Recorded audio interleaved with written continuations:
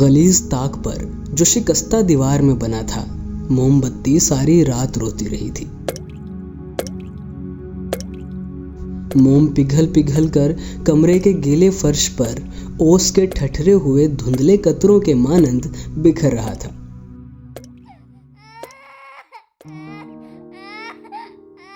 नन्ही लाजो मोतियों का हार लेने पर जिद करने और रोने लगी तो उसकी माँ ने मोमबत्ती के जमे हुए आंसुओं को एक कच्चे धागे में पिरोकर इसका हार बना दिया।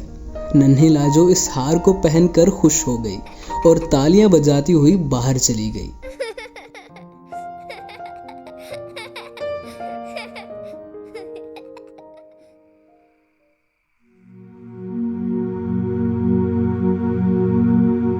रात आई, मैल भरे ताकचे में नई मोमबत्ती रोशन हुई और इसकी कानी कानी आंख इस कमरे की तारीकी देखकर एक लम्हे के लिए हैरत के बायस चमक उठी।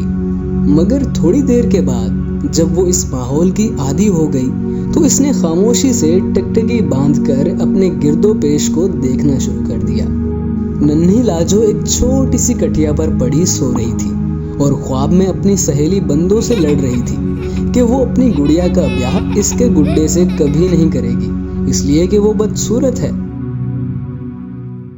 लाजो की माँ खिड़की के साथ लगी खामोश और नीम रोशन सड़क पर फैली हुई कीचड़ को हसरत भरी निगाहों से देख रही थी। सामने भटियारे की बंद दुकान के बाहर चबूतरे पर अंगीठी में से कोयलों की चिंगारियां जिद्दी बच्चों की तरह मचल मचल कर नीचे गिर रही थी।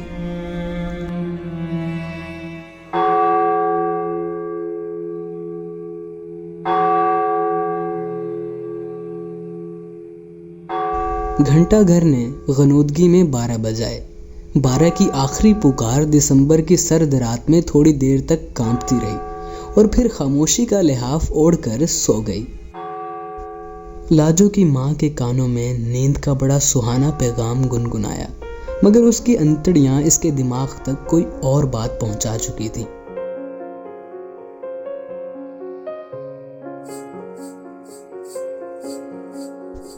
दफातन सर्द हवा के झोंके से घुंघरों की मध्यम झंझनाहट इसके कानों तक पहुंची।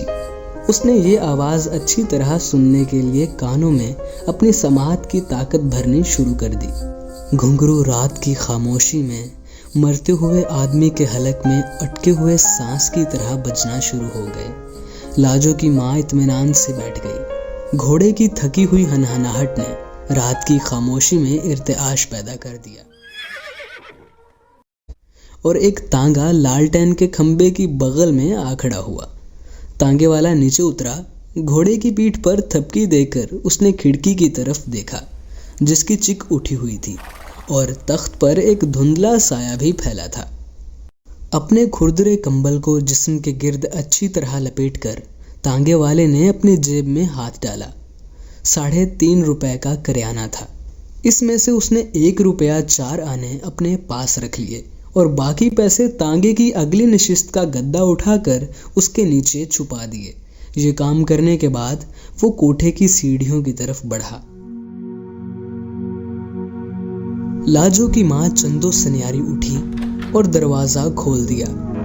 माधो तांगे वाला अंदर दाखिल हुआ और दरवाजे की जंजीर चढ़ाकर उसने चंदो सन्यारी को अपने साथ लिपटा लिया। भगवान जानता है मुझे तुझसे कितना प्रेम है। अगर जवानी में मुलाकात होती तो यारों का तांगा घोड़ा जरूर बिकता। ये कहकर उसने 1 रुपया इसकी हथेली में डुबा दिया। चंदो सन्यारी ने पूछा, बस?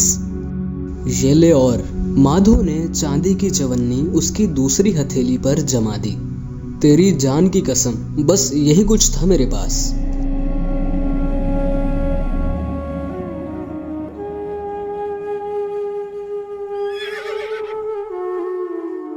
रात की सर्दी में घोड़ा बाजार में खड़ा हिनहिनाता रहा।